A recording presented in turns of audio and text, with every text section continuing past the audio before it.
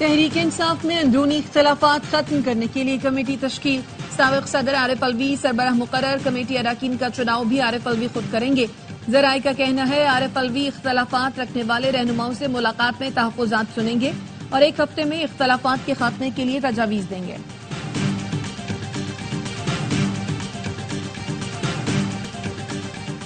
रावलपिंडी से पलंदरी जाने वाली कोस्टर पाना पुल के करीब खाई में गिर गई। खवातीन और बच्चों समेत 23 मुसाफिर जाँ बहक।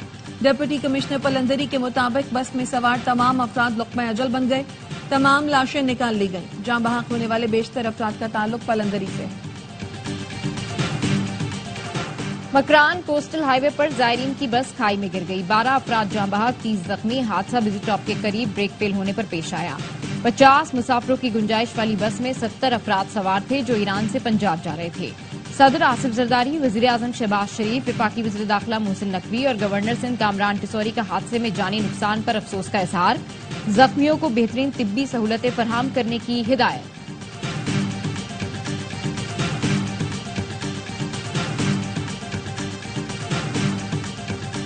इसको जानबूझ के नुकसान पहुंचाया तो उसका अंजाम बड़ा भयानक होता है।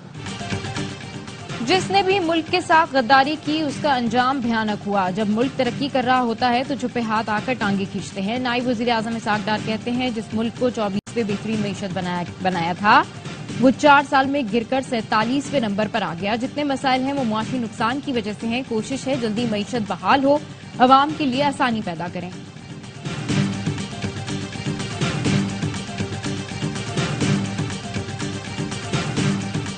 IPPs का तसल्लुत है। जरा से ये जुल्म का निजाम जो मौजूद है उस पर कोई पार्टी बात करने के लिए तैयार नहीं है। IPPs को बनाने वाले और इनको चलाने वालों में ये सारी जमातें शामिल हैं। IPPs के जुल्म पर कोई जमात बात करने को तैयार नहीं। IPPs को इनकम टैक्स मद में भी छूट दी गई है। अमीर जमात इस्लामी हाफिज नईमुर रहमान कहते हैं IPPs को 1 साल की अदायगियां ना की जाएं तो मुल्क को मुफ्त बिजली मिलेगी। 28 अगस्त को पूरे मुल्क में हड़ताल होगी। अब किसी से इत्तेहाद नहीं करेंगे। हमारा इत्तेहाद अवाम के साथ हो चुका। अगर पक्के के डाकू कच्चे के डाकुओं की सरपरस्ती छोड़ दें तो ये कुछ नहीं कर सकते।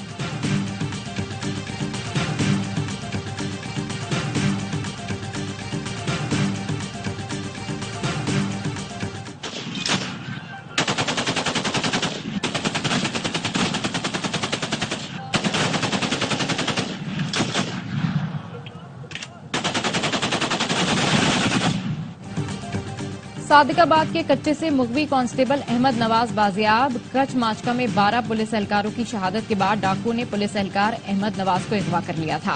DPO का कहना है कांस्टेबल अहमद नवाज की बाहिफाजत बाजियाबी अव्वलीन तरजीह थी। जराये का कहना है मुगवी एहलकार की बाजियाबी मुलजिम जब्बार की जेल से रिहाई के बाद हुई।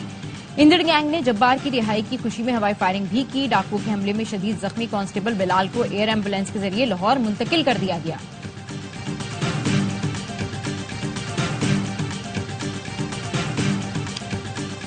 कानून नाफिज करने वाले इदारों की फितना और खवारिज के खिलाफ बड़ी कामयाबी। 2 खारजी दहशतगर्दों को हलाक कर दिया।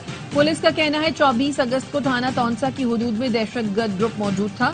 पुलिस पहुंची तो दहशतगर्दों ने फायरिंग शुरू कर दी। जवाबी कार्रवाई में 2 खारजी दहशतगर्द मारे गए।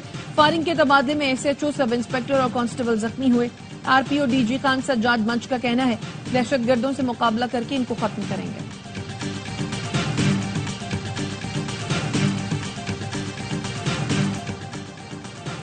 वजीर आला सिंध मुराद अली शाह ने महकमा आबपाशी के लिए 50 करोड़ 20 लाख रुपए की मंजूरी दे दी। सैलाबी सूरत हाल से निपटने के लिए तमाम इकदाम जल्द मुकम्मल करने की हिदायत। पाकिस्तान ने भारतीय वजीर आजम नरेंद्र मोदी को शंघाई ताउन तंजीम के इजलास में शिरकत की दावत दे दी। पाकिस्तान में शंघाई ताउन तंजीम का इजलास 15 और 16 अक्टूबर को होगा। आइन को उल्टा पुल्टा के 2 मुख्तलिफ मुतजाद फैसले आपके एक तसलसल से आ रहे हैं। आधे लोग कहते हैं इसका मतलब ये था, आधे कहते हैं नहीं इसका मतलब ये था। एक दरम्यान में बोलता है दोनों ही हो सकते हैं मगर ये वाला ले लेते हैं। ये बड़ी बात अब वाजे हो गई है कि कानून में भी और आइन में भी जिस जगह पे वजाहत चाहिए वो वजाहत आनी चाहिए। हुकूमत का अगले हफ्ते पार्लियामेंट का मुश्तरका इजलास बुलाने का फैसला। जराये के मुताबिक इजलास में अहम बिल मंजूरी के लिए पेश किया जाएगा। वफाकी वजीर मुसद्दिक मलिक कहते हैं जिस किस्म के फैसले आ रहे हैं आईनी तरमीम मुल्क की जरूरत है।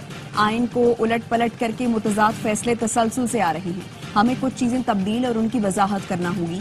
चीफ जस्टिस की मुद्दत मुलाजमत से मुताल्लिक तरमीम के सवाल पर कहा, दुनिया में कहीं नहीं होता कि सबसे बुजुर्ग शख्स को ही ओहदा दिया जाए, हर जगह बेहतरीन शख्स को लगाया जाता है। वज़ीर इत्तलात अता तारड़ कहते हैं जजेस की मुद्दत मुलाजमत बढ़ाने का मामला ज़ेरे गौर नहीं। मुश्तरका इजलास में आईनी तरमीम नहीं लाई जा सकती। जो कयास आराइयां हैं उसमें हकीकत नहीं। अगले हफ्ते मुश्तरका इजलास का थोड़ा बहुत इम्कान है।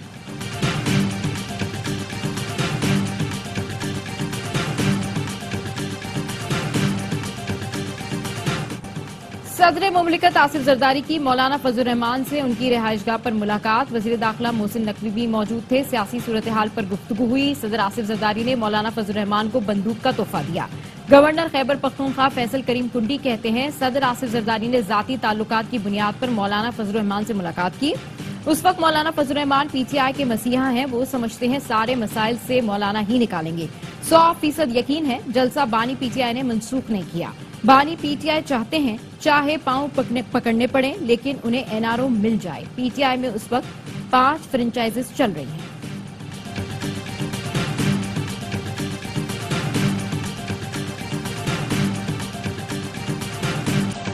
और मॉनसून का ताकतवर सिस्टम आज से मुल्क में दाखिल होने का इम्कान। पंजाब और सिंध में आज से 29 अगस्त तक मूसलाधार बारिश की पेशगोई।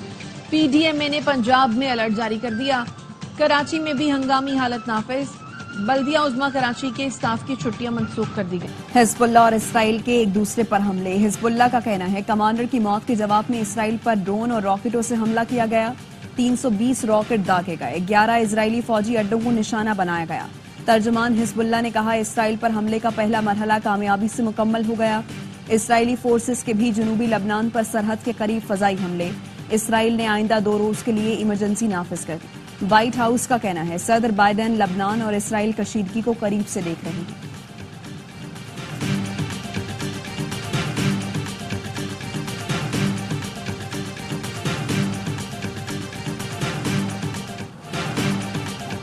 इसराइली फौज ने गजा पर हमले तेज कर दिए। 24 घंटे के दौरान बमबारी में 71 फलस्तीनी शहीद, 12 अफराद की लाशें खान यूनुस में मलबे से निकाली गईं। गजा में इसराइल के 3 फौजी मारे गए।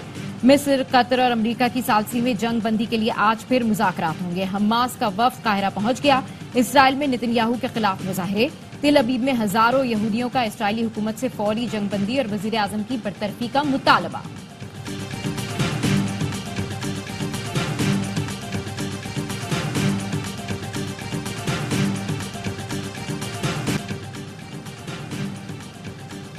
बांग्लादेश का शकीबुल हसन को दूसरे टेस्ट से दस्तबरदार करने पर गौर। जराये के मुताबिक शकीबुल हसन के खिलाफ कत्ल का मुकदमा है। टीम में बरकरार रखना है या नहीं बांग्लादेश क्रिकेट बोर्ड फैसला कल करेगा। आईसीसी कवायद के मुताबिक कोई मुल्जिम बैनुल अक़वामी मैच नहीं खेल सकता।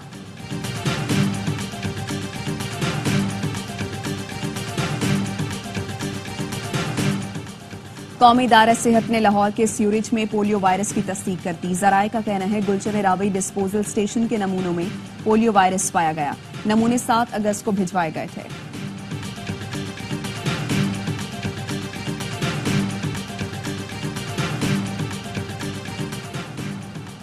खैरपुर में गाड़ी से टिकटॉकर्स की लाशें मिलने के वाकये की सीसीटीवी सामने आ गई। पुलिस का कहना है कार से उतरकर फरार होने वाले शख्स की शनाख्त की कोशिश की जा रही है।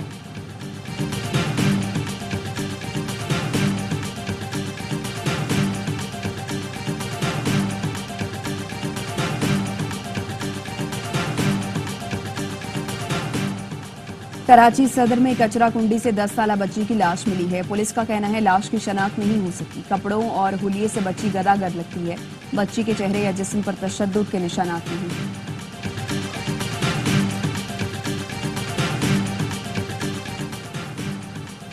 कराची में जहांगीर रोड पर दुकानदार ने डाकू मार दिया। पुलिस के मुताबिक डाकू मोटरसाइकिल पर दुकान में वारदात के लिए आया। दुकानदार ने मुसल्ला डाकू को आते देखकर फायरिंग कर दी। डाकू की फायरिंग से दुकानदार भी जख्मी हुआ।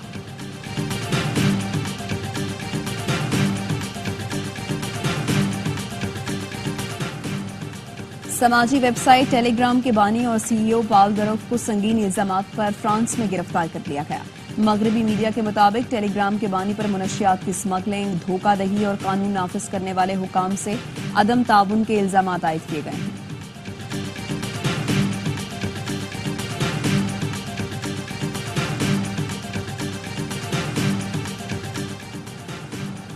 मोदी के भारत में ज्यादती के बढ़ते वाकयात। पुणे के स्कूल में 12 साल की तालबा के साथ ज्यादती, वालिद की शिकायत पर 56 साला पीटी टीचर, प्रिंसिपल समेत 7 अफराद को गिरफ्तार कर लिया गया। पुलिस का कहना है मुलजिम इससे कबल भी खातून टीचर को हिरासत करने पर जेल जा चुका है।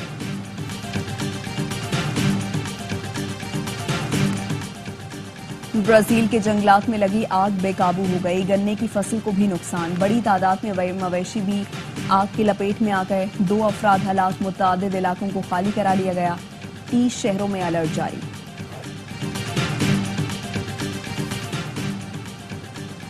हजरत दाता गंज बख्श के सालाना उर्स की तकरीबात जारी, मुल्क भर से अकीदतमंदों की आमद, सिक्योरिटी के सख्त इंतजाम।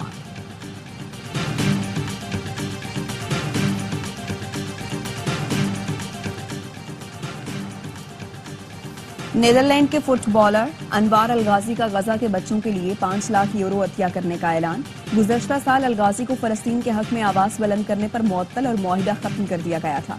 अदालत ने मुअत्तली गैर कानूनी करार देकर 9 माह की उजरत देने का भी हुक्म दिया। अलगाजी ने क्लब से मिलने वाले रकम में से 5 लाख यूरो फलस्तीन के बच्चों के लिए देने का ऐलान किया। विमेंस T20 वर्ल्ड कप में फातिमा सना पाकिस्तान टीम की क़यादत करेंगी। साबिक कप्तान निदा डार खिलाड़ी की हैसियत से टीम में शामिल होंगी। सादिया इकबाल की शमूलियत फिटनेस से मशरूत है।